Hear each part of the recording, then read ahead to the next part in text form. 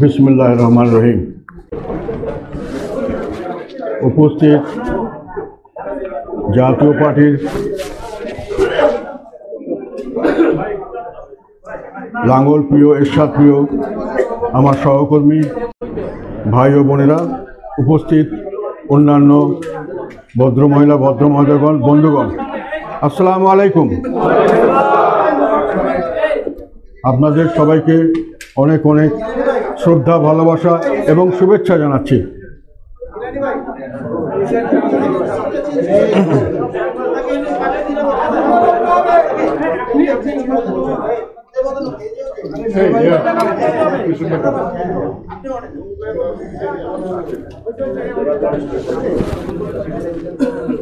আপনাদের বিভিন্ন জায়গা থেকে, দূর দূরান্ত থেকে আমাদের আহ্বানে সাড়া দিয়ে আজকের জাতীয় পার্টির বিভিন্ন স্তরের নেতাকর্মী, বিশেষ করে বর্ধিত সভায় যারা উপস্থিত হওয়ার কথা, তারা বিপুল হারে তাদের সরব উপস্থিতি আমাদেরকে উজ্জীবিত করেছে।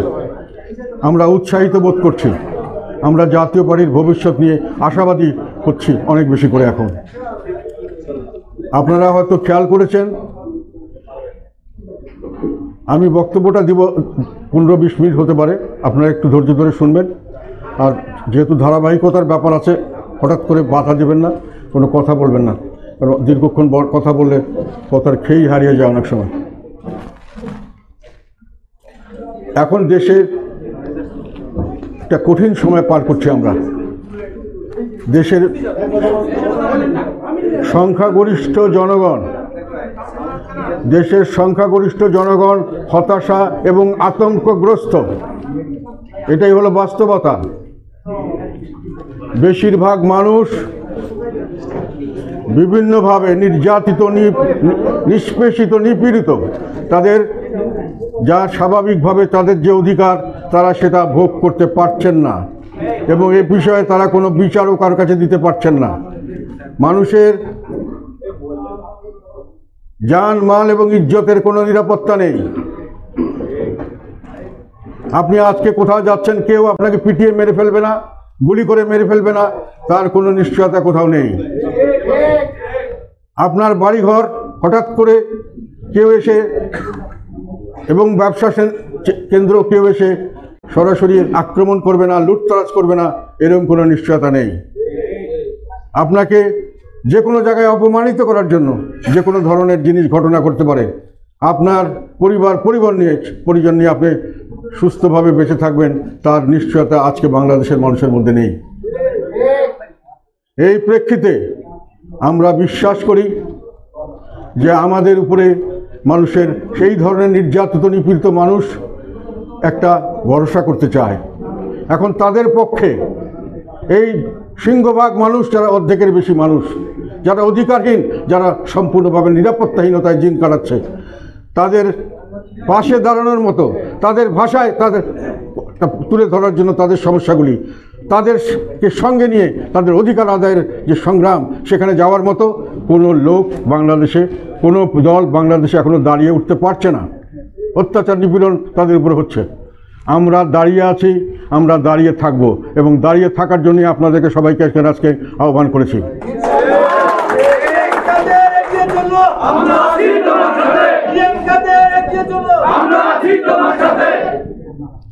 আপনারা স্লোগান দিবেন না, আমার শেষ করে হলে তারপরে কথা বলবো।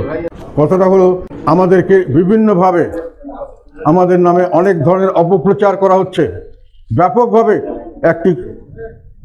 কিছু মানুষ আমাদেরকে নানানভাবে হেনস্থা করার চেষ্টা করছেন। আমাদের নামে ফেসবুক থেকে শুরু করে, বিভিন্ন সোশ্যাল মিডিয়া থেকে শুরু করে, বিভিন্ন বক্তব্য, বিবৃতি দিয়ে জানাশোনা কথাকে তারা বিভিন্নভাবে তুলে ধরছেন, বারে বারে আমাদেরকে দোষারোপ করার চেষ্টা করছেন। সেই শ্রেণীর একটি মানুষ, যাদের কথা হলো আমরা সুবিধাভোগী, সুবিধাবাদী।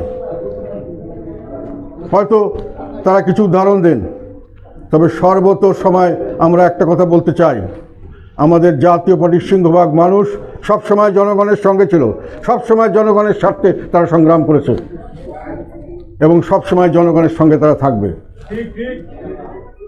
এটা দেখানোর জন্য এবং আমাদের সমস্ত দুর্নাম ঘোচানোর জন্য যে আমরা সুবিধাবাদী বা সুবিধাভোগী এই ধরনের কোনো রাজনৈতিক দল নই। এই জন্য আমি মনে করি এখনই হলো সময়। আল্লাহ আমাদেরকে এই সুযোগ এনে দিয়েছেন। আপনারা দাঁড়িয়ে যাবেন নির্যাতিত নিপীড়িত মানুষের পাশে, কোনো রকম ভয়ভীতি, কোনো রকমভাবে শঙ্কিত হবেন না। আপনারা যদি জনগণের কথা বলেন, জনগণের সাথে সামনে এগিয়ে যান, জনগণ আপনাদেরকে সমর্থন দেবে, জনগণ আপনাদেরকে বুকে আগলিয়ে রাখবে। সেই পরিস্থিতিতে এই কারণে আপনাদেরকে আমি আজকে এখানে নিয়ে এসেছি আপনাদের অবস্থা শোনার জন্য। এবং সেখানে একটা কথা আমি এখানে পরিষ্কারভাবে বলতে চাই যে আর কোনো সুবিধাভোগী সুবিধাবাদী রাজনীতি জাতীয় পার্টি আমার নেতৃত্বে কখনো আর করবে না। কেউ যদি করতে চান তাদেরকে দলে স্থান দেওয়া হবে না।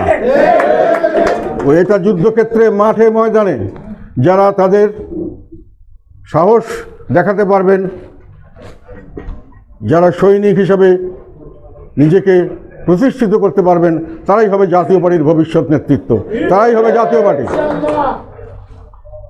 সেইভাবে ষড়যন্ত্র তো থেমে নেই। আমাদের একটি দরখাস্ত দেওয়া হয়েছে কিছুদিন আগে ইলেকশন কমিশনে। সেখানে আমার ভাবি সহ আর কিছু মানুষ তারা আমাদের নেতৃত্ব চ্যালেঞ্জ করে তাদের নামে লাঙ্গল বরাদ্দ দেওয়ার জন্য একটি দরখাস্ত করেছেন ইলেকশন কমিশন।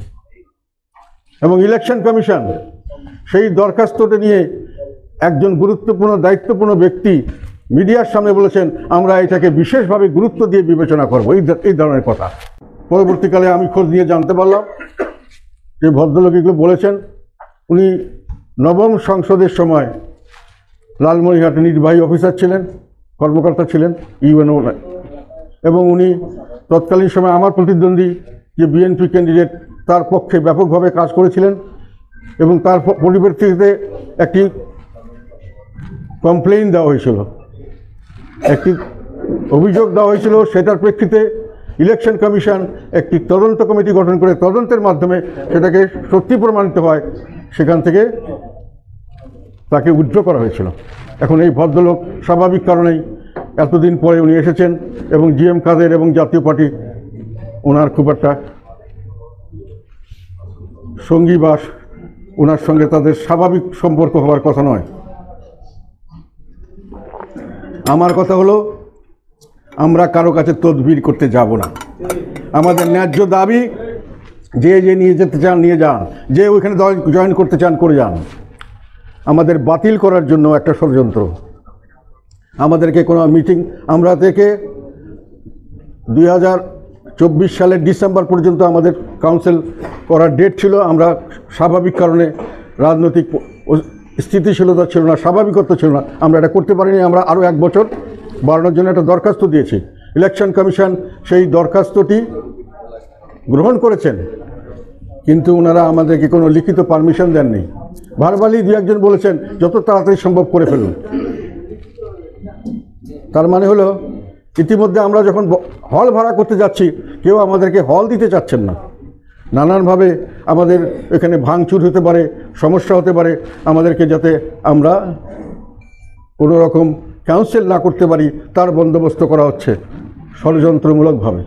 এটাও একটা ষড়যন্ত্র, যাতে আমাদেরকে এই পথ দেখিয়ে আমাদের লাঙ্গল আমাদের থেকে কেড়ে নেওয়া, আমাদের রাজনীতি থেকে দূরে রাখার একটা ষড়যন্ত্র। কাজে এগুলোর বিরুদ্ধে রুখে দাঁড়াতে হবে। আমরা কারো কাছে হাত পাততে যাব না। যারা যারা সুবিধাবাদী রাজনীতি করতে চান চলে যাবেন, আর যারা মাঠে থাকবে তাদের সাথে আমি থাকব। এবং এবারকার সংগ্রামটা হলো হয় আমরা জয় লাভ করব, নয় আমরা সবাই মারা যাব। আমাদের দল থাকবে, হয় থাকবে, নয় থাকবে না। এইটার প্রমাণ এখন আমাদেরকে দিতে হবে। সেই জন্য আপনাদের প্রতি আমার আহ্বান, মাঠে থাকতে হবে, যুদ্ধক্ষেত্র ছাড়া যাবে না। আমরা মাঠে থাকব, যখন প্রোগ্রাম দিব সেই প্রোগ্রাম আপনারা করবেন।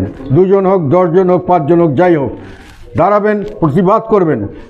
আপনাদের সঙ্গে লোক আসবে, হাজার হাজার লক্ষ লক্ষ মানুষ আপনাদেরকে সমর্থন করবে। কেননা আমরা এখন একটা রাজনীতি করছি, জনগণের রাজনীতি।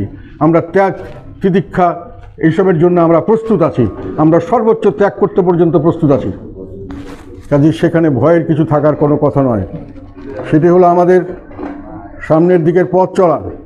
আপনারা মনে রাখবেন যে আমাদের এই আগামী দিনের পথ চলাতে আপনারা কখনোই মনে করবেন না যে আপনারা হেরে যাচ্ছেন। আমাদেরকে অনেক ধরনেরভাবে আমাদেরকে সুবিধাবাদী আখ্যায়িত করার চেষ্টা করা হয়েছিল। ব্যক্তিগতভাবে আমাকে বিভিন্নভাবে, আমাদের দলের লোকরাই বিভিন্নভাবে অন্যান্য দলের লোকরা, আমরা লোভী, আমরা দুর্নীতিবাজ, আমরা ক্ষমতার জন্য লড়াই করি, আমরা ক্ষমতা এবং সুবিধার জন্য আমরা রাজনীতি করি, এসব প্রমাণ করার চেষ্টা করা হয়েছিল। 2014 সালে আমি নির্বাচন করিনি, যখনও আমাকে এমপি করার জন্য আমার উইথড্রল লেটার পর্যন্ত অ্যাকসেপ্ট করা হয়নি, তখনও আমি এমপি হওয়ার জন্য যাইনি। 2018 সালে আমাকে মন্ত্রী করার জন্য অফার দেওয়া হয়েছিল, আমি সেটাও করিনি। কাজে আমরা মন্ত্রিত্বের জন্য আর এমপিত্বের জন্য রাজনীতি করি না। এটা প্রমাণ করার এখন সময়। আপনার দাঁড়াতে হবে।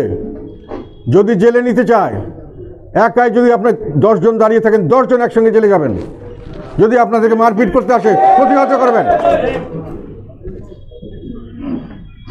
আর মাথা নিচু করার রাজনীতি হবে না। মাথা নিচু করার রাজনীতিতে আমরা টিকতে পারবো না। সেই কারণে আপনাদের বলছি, আজকে আপনারা এসছেন, উৎসাহিত হয়েছে আমি। থাকবেন, সাহস নিয়ে থাকবেন, আর যারা থাকবেন না চলে যাবেন, আমার কোনো আপত্তি নেই। 5 জন লোক যদি থাকে আমি তাকে নিয়ে থাকবো, 1 জন লোক যদি থাকে তাকে নিয়ে থাকবো, কেউ না থাকে তবুও আমি থাকবো। আমি মাঠে থাকবো, জনগণের জন্য থাকবো।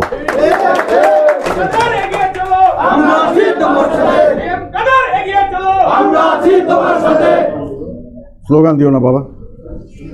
বাহাদুরি শুধু ঘরের মধ্যে নয়, ঘরের মিটিং করা আমাদেরকে এই মিটিংটা করার পর্যন্ত কোনো জায়গা না দেওয়ার ব্যবস্থা করা হয়েছিল। এইখানে আমরা সেই জন্য করেছি। ভবিষ্যতে আমাদেরকে দাবি আদায় করে নিতে হবে, সেটা মনে রাখবেন। তদবির করে হবে না, কারণ হাত পায়ে ধরে আমরা আর কিছু নেব না। আমাদের যে মামলা দিয়েছে, ফাঁসি দিলে ফাঁসি দেবে, আমরা প্রস্তুত আছি, আমি প্রস্তুত আছি।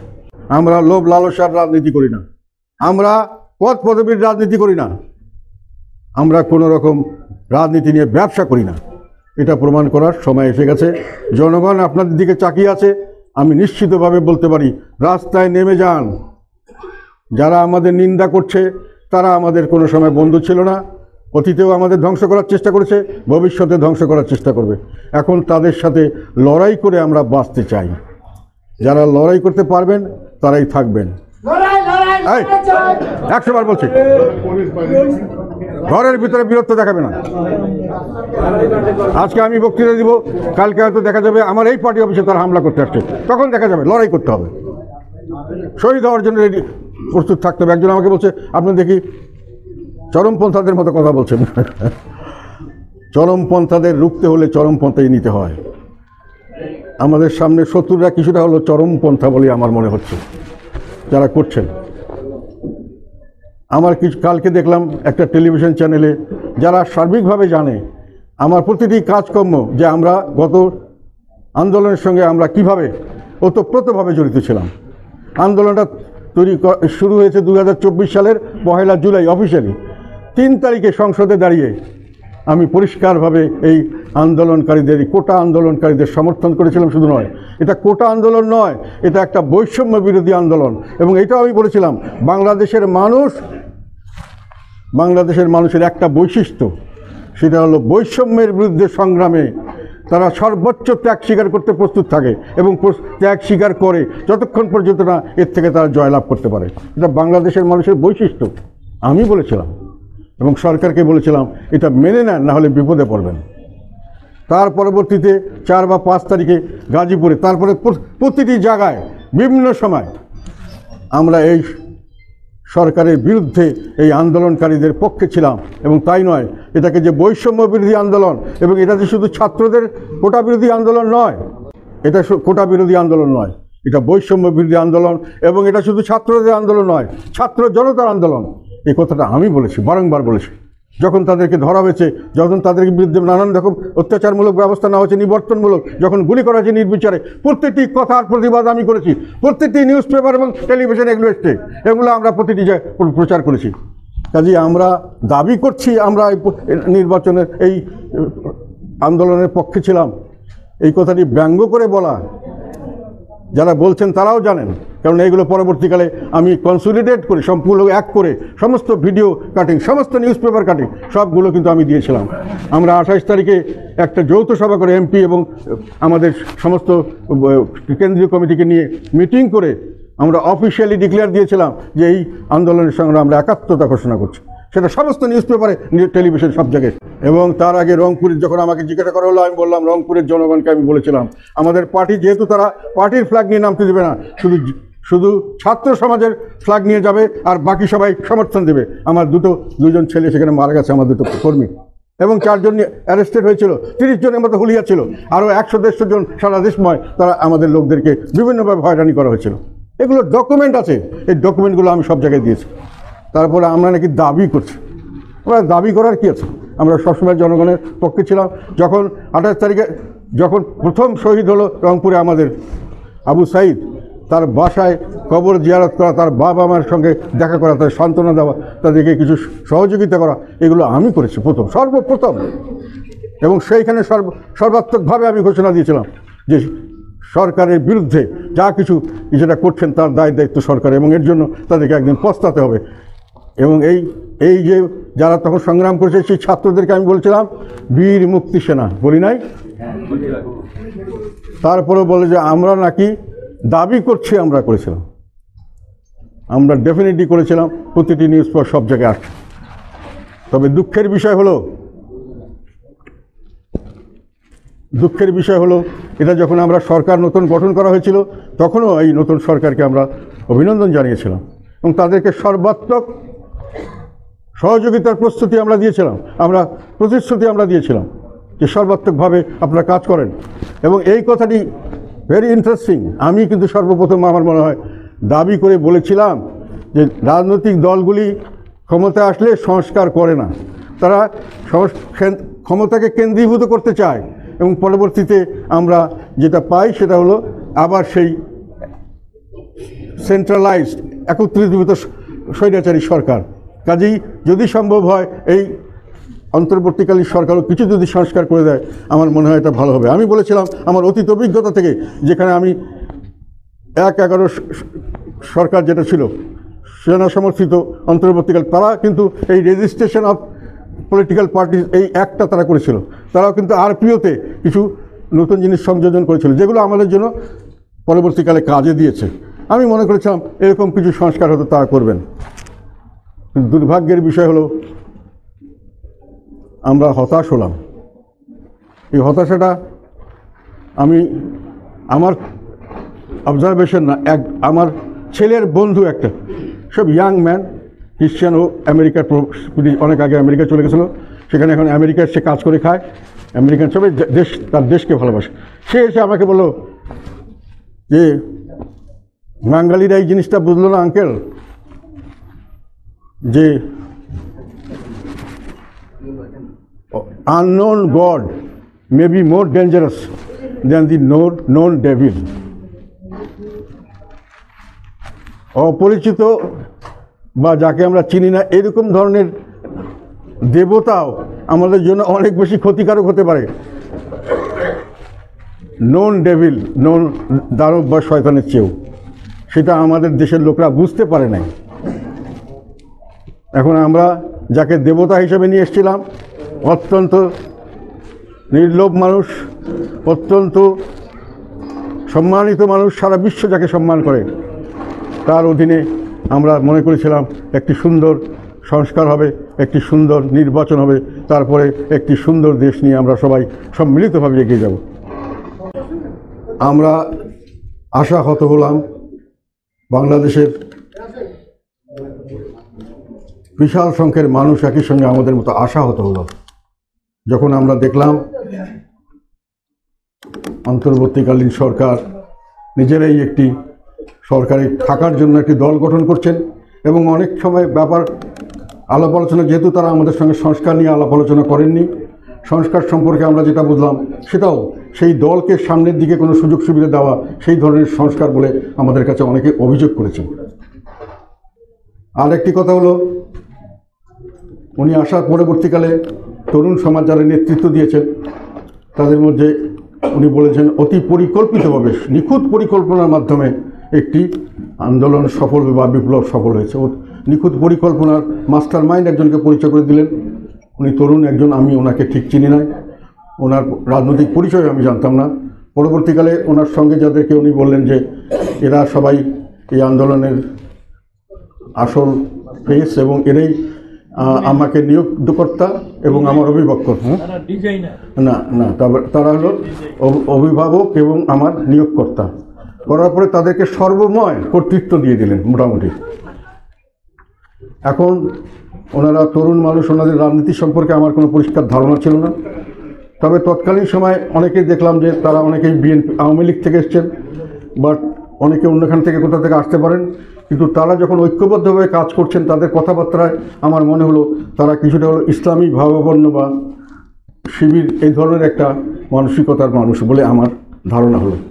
যাই হোক, ওনারা এসে যে জিনিসটি করলেন এটাকে সহজ ভাষায় বলতে গেলে আমার কাছে যেটা মনে হয়েছে সেটা হলো, আমরা ছোটোবেলায় অনেক সময় গল্প শুনতাম গ্রামে যে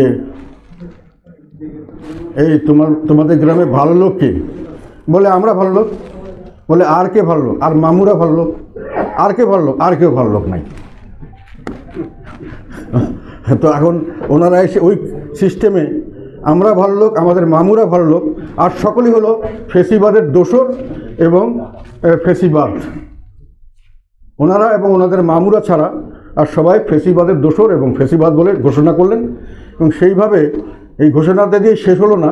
এই ফেসিবাদের দোসরের মধ্যে এখন দেখলাম যে সমস্ত সরকারি কর্মকর্তা কর্মচিন্তা পড়ে গেল। পুলিশ, আমাদের সরকারি নির্বাহী মানে ডিসি, এসপি, ডিসি, ইউনো বা কমিশনার ইত্যাদি, তারপরে জাজরা পড়ে গেল অনেকে। সমস্ত ডিপার্টমেন্টের প্রায় সকলেই এর মধ্যে, শুধু আর্মিকে হাত দিতে গিয়া ওনারা সেখানে সফল হলেন না। আমাদের জীবনটা বাঁচছে ওইখানেই, নাহলে দেশটা শেষ হতো।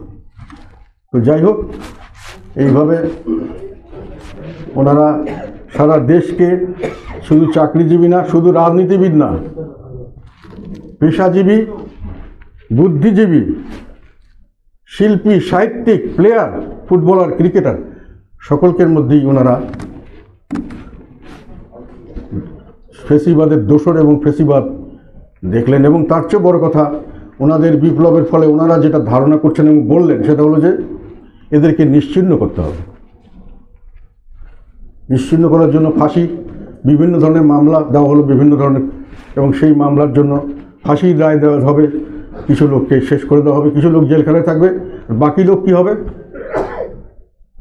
বাকি লোকের ব্যাপারে আমার ধারণা হলো যে তাদেরকে মানে আপনারা ঘরে বসে থাকলেই আমরা ভোট পেয়েছি মনে করব, আপনারা ঘরেই থাকবেন, এই ধরনের একটা করে একটা নির্বাচনের বন্দোবস্ত করা হচ্ছে বলে আমার কাছে মনে হলো। এখন এটাতে সমস্যা হলো যে এই ধরনের নির্বাচন দেশে এবং বিদেশে গ্রহণযোগ্য নির্বাচন হবে না। বর্তমান সরকারের যে একটা সমস্যা, এটাকে আমরা বৈধ বলতে পারছি না, এটাকে অবৈধও বলতে পারছি না। এটা মাঝামাঝি একটি বিশেষ ধরনের সরকার। এর ফলে এর সঙ্গে কেউ লং টার্ম কোনো এগ্রিমেন্ট করতে চান না, কোনো ইনভেস্টমেন্ট করতে চান না। একটা হলো বৈধতার ব্যাপার, আর একটা হলো আইন শৃঙ্খলার ব্যাপার। এখন আপনি যদি নতুনভাবে একটি সরকার গঠন করতে চান ইলেকশন দিয়ে, তাহলে সেটাকে দেশে বিদেশে গ্রহণযোগ্য হতে হবে এবং তাদের মাধ্যমে দেশে একটা আইন শৃঙ্খলা পরিস্থিতি সৃষ্টি হলেই দেশে একটা স্বাভাবিকত্ব আসবে। স্বাভাবিকত্ব আসলেই লং টার্ম মানুষে ইনভেস্ট করবে এবং লং টার্ম আপনার সঙ্গে কন্ট্যাক্ট করবে, ইনভেস্টমেন্ট করবে, যেটা আমাদের দেশের জন্য অত্যন্ত জরুরি এই মুহূর্তে। এখন আমি এখানে আরেকটা কথা বলতে চাই। আমার জানা মতে বর্তমানে বাংলাদেশের অর্থনৈতিক পরিস্থিতি অত্যন্ত খারাপ, অত্যন্ত খারাপ। বেশিরভাগ অনেক মিল কারখানা বন্ধ হয়ে যাচ্ছে, প্রচুর মানুষ প্রতিদিন বেকার হচ্ছেন। তার সঙ্গে যুক্ত হচ্ছে নতুন নতুন কর্মক্ষেত্রে, নতুন নতুন যুবকরা কর্মক্ষেত্রে আসছেন। বেকারের সংখ্যা প্রতিদিন বাড়ছে। জিনিসপত্রের দাম বাড়ছে এবং যারাও চাকরি করছেন তারা সামনের দিকে বউ ছেলেপেলে নিয়ে থাকতে পারবেন কিনা, তাদের সেই নিরাপত্তা, ভবিষ্যতের নিরাপত্তা আছে কিনা, সেটা নিয়ে তারা শঙ্কিত। মানুষ মনে করছে এখন আমরা একটি অস্থিতিশীল, তার জন্য অজানা ভবিষ্যতের দিকে যাচ্ছে, একটি অস্বস্তিকর পরিস্থিতি এবং একটি অশুভ ভবিষ্যতের দিকে ধাবিত হচ্ছে। অশুভ ভবিষ্যতের দিকে ধাবিত হচ্ছে, কেননা মানুষের হাতে টাকা পয়সা নাই, বেকারত্ব বাড়ছে, জিনিসপত্রের দাম বাড়ছে। জিনিসপত্রের দাম সামনের দিকে আরও বাড়বে। এখন সয়াবিনের তেলের দাম কিছুদিন ইন্টারন্যাশনাল মার্কেটে কমছে, আমরা বাড়াচ্ছি, কেন সরকারের হাতে টাকা নাই। যে রেভিনিউ কালেকশন হওয়ার কথা তারা কালেকশন করতে পারছেন না। সরকার চালানোর জন্য যে টাকা প্রয়োজন সেটা তাদের কাছে নাই। দেশের মানুষের হাতে টাকা নাই, বেকার সমস্যা বাড়ছে। আর সরকারের ইম্পোর্ট করার জন্য যে বিদেশি অর্থ দরকার সেটাও কিন্তু কমে যাচ্ছে। এই মুহূর্তে রেমিটেন্স কিছু ভালো এসছে, কিছু এক্সপোর্ট ব্যাকলগ এক্সপোর্ট হয়ে গেছে, কিছু টাকা এসছে, এই জন্য সরকারের হাতে টাকা আছে, টাকা শোধ করতে পারছেন। এটা কিন্তু যে কোনো সময় শেষ হয়ে যাবে, রিজার্ভে ঘাটতি পড়বে। তার টান কিন্তু সোনার দাম বাড়ছে, ডলারের দাম বাড়ার দিকে আছে। আজকে কার্ড মার্কেটে 125 টাকার কাছাকাছি, এটা যে কোনো সময় 150 হয়ে যেতে পারে, আমাকে একজন ইকোনমিস্ট বলছে। Very risky situation. সোনার দাম যেভাবে বাড়ছে তার মানে টাকার মূল্যমান কমে যাচ্ছে, তাহলে দেশে একটা বড় ধরনের একটা ইনফ্লেশন হবে। সরকার বেতন দিয়ে লোককে রাখবেন, সেই লোক খেয়ে না খেয়ে থাকবে, তারা টিকতে পারবে না। আর কোনো রকম ইনভেস্টমেন্ট আসছে না। অত বড় বড় কথা বলছেন, ইনভেস্টমেন্টের কথা বলছেন, কোনো ইনভেস্টমেন্ট আসছে না। মানুষের প্রতিশ্রুতি দিচ্ছে, অপেক্ষা করছে বৈধ সরকার আসুক, স্থিতিশীল রাজনৈতিক পরিস্থিতি আসুক। আর তার চেয়ে বড় কথা, IMF কালকে ফিরে চলে গেছে, তারা আর অর্থায়ন ঋণ দেবে কিনা ঠিক নাই। কাজে বাংলাদেশের হাতে এখন লোকাল কারেন্সি সরকারের হাতে কম এবং বিদেশি কারেন্সি কম। বিদেশ থেকে ইম্পোর্ট করতে হয় প্রচুর জিনিস, সেই ইম্পোর্ট বিল দেওয়ার মতো টাকা থাকবে না। দেশ একটা অস্বস্তিকর এবং পরিস্থিতির মধ্যে পাস করছে, সামনের দিকে একটা ফেইল্ড স্টেট হওয়ার মতো অবস্থা দাঁড়াতে পারে। উত্তরণের পথ একটাই, সেটা হলো একটা স্বাভাবিক সরকার আসতে হবে, তার জন্য নির্বাচন দরকার এবং সেই নির্বাচনটা সব দল মিলে করতে হবে, না হলে দেশে বিদেশে গ্রহণযোগ্য হবে না।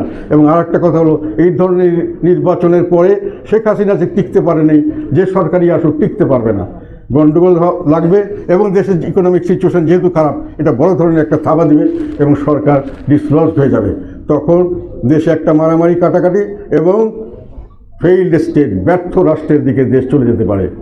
যে একটা নির্বাচন, সঠিক নির্বাচন, ইনক্লুসিভ নির্বাচন অত্যন্ত জরুরি এখন দেশের জন্য। তো প্রশ্ন হলো, এই সরকার কি সেই নির্বাচন দিতে পারবেন? তাদের কি সক্ষমতা আছে?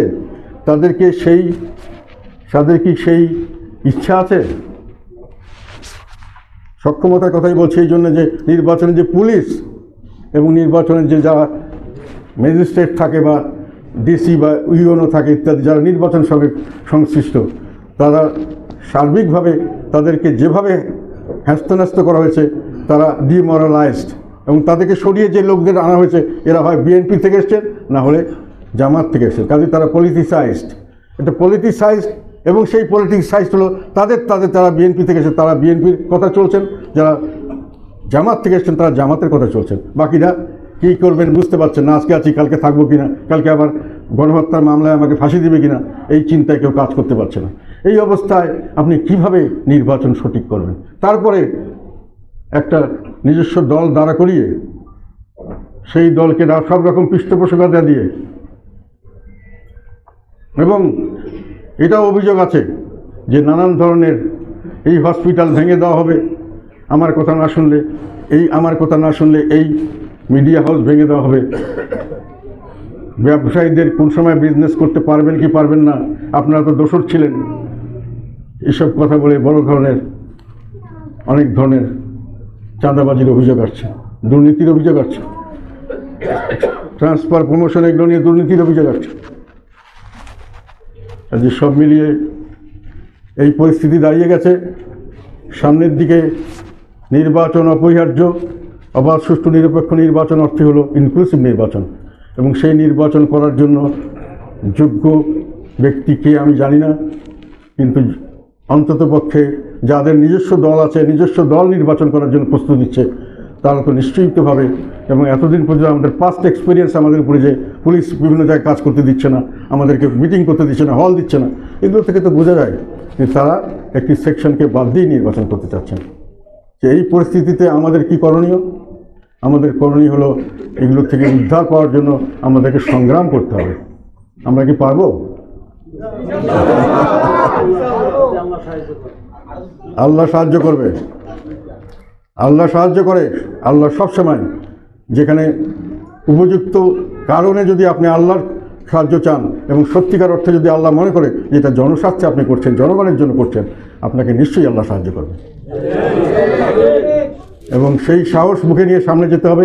যারা সুবিধাবাদী রাজনীতি করতে চান, দরকার নেই, ওটা হবে না। আর বেচাকেনার রাজনীতি, ওই সুবিধার রাজনীতি হবে না। দল থাকবে, ঠিক মতো থাকবে, না থাকবে দল ধ্বংস হয়ে যাবে। আমরা বাঁচলে বাঁচবো, বীরের মতো বাঁচবো, না বাঁচলে চলো মারা যাবো। এই বয়সে এসে আমরা আর মানুষের লাঞ্ছনা নিতে চাই না। মিথ্যা হোক আর সত্য হোক, যাই হোক, মানুষ আমাদেরকে সম্মান করবে, মানুষের সম্মান নিয়ে মরতে চাই, সেই রাজনীতি আমরা করতে চাই। সেই জন্যই আপনাদেরকে ডেকে এনেছি, এতগুলো কথা বললাম। আমার কথা হলো, আমি আমার পথে অটল থাকব। আমাদের বিরুদ্ধে আমি একটা সামান্যতম আমার নাতির বিষয়ে যদি কোনো একটা ফেসবুক দিই, সেখানেও আমাকে অকথ্য গালাগালি। এই সমস্ত লোক কোনো সময় আমাদের বন্ধু ছিল না, কোনো সময় আমাদের বন্ধু হবে না। আমরা তাদের মুখের দিকে তাকিয়ে করব না। তারা আমাদের শত্রু থাকুক, আমরা শত্রুকে মোকাবেলা করব জনগণকে সাথে নিয়ে। সেই জনগণ আমাদের সঙ্গে আসবে, সেই আশা ভরসা করছি। আপনারা আশা ভরসা করেন না? মাঠে যে থাকবে সেই নেতা হবে। যুদ্ধের ক্ষেত্রে যে ময়দানে যে সাহস দেখাবে সেই হলো বীর। বীর টাইটেল দিয়ে বীর হবে না, পদ পদবি দিয়ে বড় নেতা হওয়া যায় না। জনগণ গ্রহণ করলেই বড় নেতা, সেই নেতাই আমরা হতে চাই। আর না হলে আমরা ধ্বংস হবো দরকার হলে। ঠিক আছে? আজকের দিনে এইটুকু শপথ আপনারা নেবেন যে আমরা সামনের দিকে বাধা আসলে বাধা মানব না, প্রতিহত করব। দরকার হলে জেলে যাব, দরকার হলে ফাঁসিতে যাব, একসাথে যাব, একক যাব না। আমার সঙ্গে যদি লোক না থাকে তাহলে একাই যাব, কিন্তু যাব।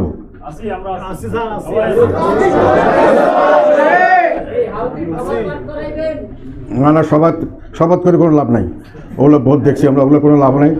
মাঠে প্রোগ্রাম দিব, প্রোগ্রাম তোমরা করবা, বাধা দিলে বাধা পেশ করবা এবং জনগণকে সাথে রাখবার চেষ্টা করবা।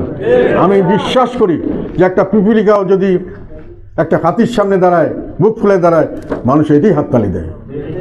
আমরা পিপিলিকা নই। আর একটা কথা এখানে বলতে চাই, অনেকের সময় অনেকে আমাদের সমালোচনা করেন, রাজনীতি নিয়ে অনেক বড় বড় কথা বলেন, বক্তৃতা বিবৃতি ইউটিউব অনেক জায়গায় শুনি আমি। আমার ব্যক্তিগত ধারণা হলো,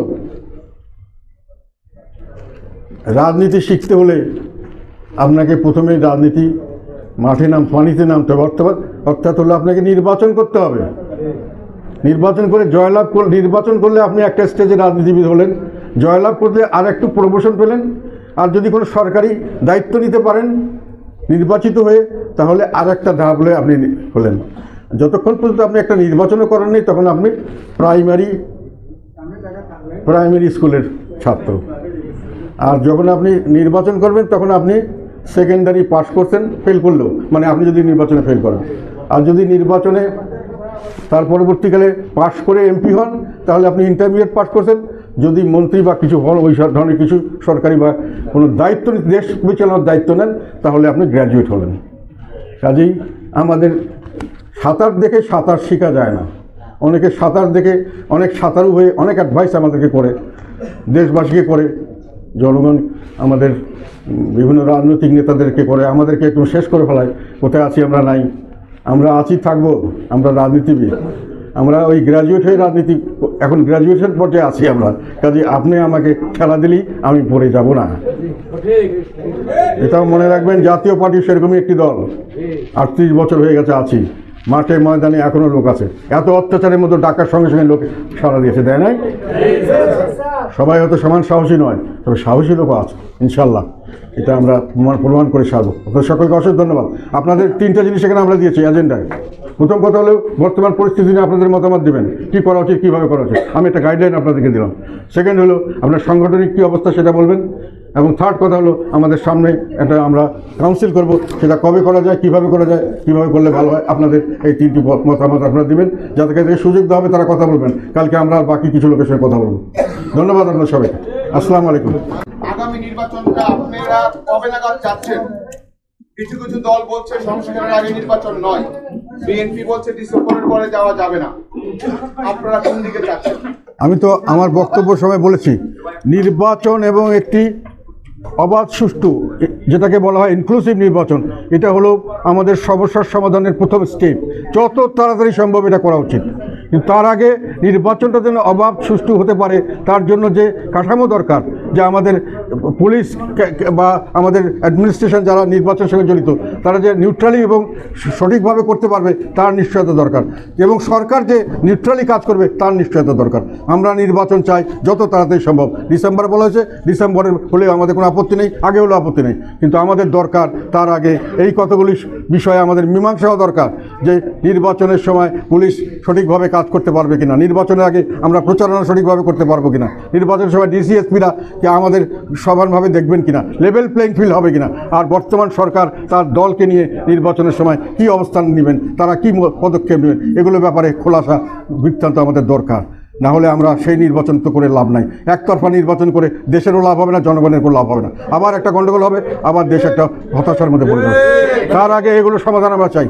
সব দলের অংশগ্রহণ বলতে আপনি কোন দল, যেখানে আওয়ামী লীগকে তারা নির্বাচন অনেকে নিতে চাচ্ছে না এবং তাদের বিচার হওয়ার আগ পর্যন্ত নির্বাচনে যেতে পারবে না, সেটা এটা একটা আমার কাছে মনে হয় এটা একটা অযৌক্তিক প্রশ্ন। বিচার তাদের করার জন্য কেউ বাধা দিচ্ছে না। বিচার এখন থেকে করতে বলে 100 বছর পর্যন্ত যে কোনো সময় ক্রিমিনাল কেসের বিচার করা যায়, তার সঙ্গে নির্বাচনের কোনো সম্পর্ক নেই। নির্বাচন সব যথাসময় হতে হবে। এগুলো নির্বাচন পিছানো এবং ক্ষমতাকে দীর্ঘায়িত করার চেষ্টা করা হচ্ছে। এই ক্ষমতাকে দীর্ঘায়িত করে তারা একটা ফেইল্ড স্টেট করতে চাচ্ছেন, যেটা তারা বুঝতে পারছেন না। তাদের আমাদের অভিজ্ঞতার অভাবের জন্য দেশ চালাতে পারবেন না। 6 মাস পরে এই দেশ যদি আমরা ছেড়েও দিই তাদের হাতে, চালাতে পারবেন না। এই দেশের অবস্থা সেটা নাই। আচ্ছা, আপনি বলছেন এই সরকার বৈধ না অবৈধ না, হয় সত্য নয় মিথ্যা, মাঝামাঝি কি মাঝামাঝি হয়ে গেছে। এখন সবাই আমরা সেভাবে মেনে নিয়েছি। বৈধ সরকার তো নির্বাচিত সরকারই বৈধ হয়। এখন নির্বাচিত হয় নাই, কিন্তু আবার হাইকোর্টে একটা ডক্টরিন অফ নেসেসিটিতে তাকে এই সময় ওনারা কাজ করার জন্য পারমিশন দিয়েছে, আমরা এগ্রি করেছি, সেই জন্যই বৈধ। আর স্বাভাবিকভাবে ওনারা যেটাই করবেন এটা পরবর্তীকালে পার্লামেন্টে, নির্বাচিত পার্লামেন্টে পাশ করাতে হবে। আমি মনে করি সংস্কার এখন কোনো প্রয়োজন নেই, সংস্কারের কোনো যুক্তিকতা আছে বলে আমি মনে করি না। সামনের দিকে নির্বাচিত সরকার ছাড়া যে সংস্কার ওনারা করতে চাচ্ছেন 50% মানুষকে বাদ দিয়ে, তার সেই সংস্কার কোনোদিনই কার্যকর হবে না। কাজে এই সংস্কার যদি এখন আমি মনে করি এটা একটা বাহানা নির্বাচন পিছানোর। নির্বাচন পিছালে তারা যে কত বড় একটা গাত্তার মধ্যে পড়বে এটা উনি এখন বুঝতে পারছেন না। সামনের দিকে মহা ধরনের সংকট আসবে, সে পয়সা থাকবে না, বিদেশ থেকে টাকা জিনিসপত্র আসবে না, টাকা আসবে। আমরা চাল পর্যন্ত এখন আমাদেরকে ইম্পোর্ট করতে হয়, আর চালের পরে যে আপনি গ্যাস দিয়ে রান্না করবেন, তেল দিবেন, নুন দিবেন, চাল সব কিছুই আমাদেরকে মানুষ বাইরে থেকে কিনতে হয়, সেই টাকা থাকবে না। ওনারা কিসের উপরে এইসব বলছেন আমি জানি না, অভিজ্ঞতার অভাবের জন্য বলছেন আমি মনে করি। আপনারা বলছেন যে আপনাদেরকে সুবিধাভোগী ফেসিস্টের দূষণ ছিলেন এরকম ট্যাগ লাগানোর চেষ্টা করা হচ্ছে, বিভিন্নভাবে অপপ্রচার চালানো হচ্ছে, কিন্তু আপনারা কি গত সরকারের সময় সব নির্বাচনে অংশগ্রহণ করেননি, তাদেরকে সহযোগিতা করেননি, যেখানে বিএনপি সহ অনেক রাজনৈতিক দল নির্বাচনে অংশগ্রহণ করে? না, এটা ঠিক কথা নয়। 2014 সালে আমরা অনেকেই করিনি, আমাদের মধ্যে প্রায় 70% করিনি। যাই হোক, সেটা বড় কথা নয়। বিএনপি তার তখন স্থানীয় সরকার নির্বাচনগুলো করেছে। 2018 সালের নির্বাচনে সব দলই অংশগ্রহণ করেছে। 2024 সালে আমরা নির্বাচনে যে কোনো কারণে, স্পেশাল কারণে আমাদেরকে যেতে হয়েছে, বাট ওটা কোনো বেআইনি কাজ নয়, এটাতে দোষর হয় না। এটা আমার দল যদি সিদ্ধান্ত নেয় আমি নির্বাচন করব, নির্বাচন করতেই পারি, এটা আমার পার্টির করার ব্যাপার। আমি তো কোনো আইন ভঙ্গ করিনি, আমি কারো লোকের কোনো ক্ষতি করিনি, এবং আমরা নির্বাচনের আগেও নির্বাচনের পরে সমানভাবে বর্তমান সরকারের আমরা সমালোচনা করছি। এগুলো এখন পর্যন্ত রেকর্ড আছে। আমার চেয়ে কত কঠোর সমালোচনা, এবং নির্বাচন ঠিক মতো হয়নি এর ব্যাপারে বিশদ বর্ণনা, শুধু বক্তৃতা নয়, লেখায়। এই যে গ্যাস সেক্টরের দুর্নীতি, এই যে বিদ্যুৎ সেক্টরের দুর্নীতি, সবগুলো সবচেয়ে কঠিনভাবে, এবং বিভিন্ন জায়গায় যে ডেভেলপমেন্ট ওয়ার্কের দুর্নীতি, এই যে পদ্মা সেতুর দুর্নীতি, এগুলো যেভাবে আমরা তুলে ধরেছি, এটার চেয়ে আমি মনে করি আর চেয়ে বড় কাজ আমাদের দায়িত্ব জনগণের প্রতি এর চেয়ে বেশি কেউ পালন করেনি। ধন্যবাদ।